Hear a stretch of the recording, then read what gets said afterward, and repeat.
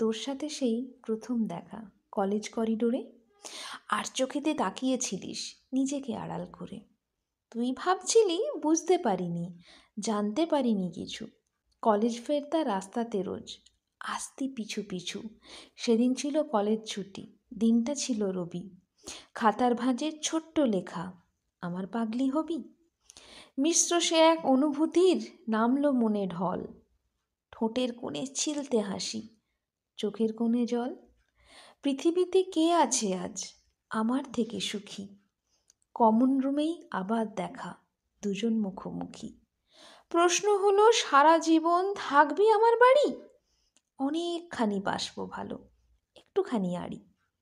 ভালো লাগার পরত জমে মনটা ভারী হয়।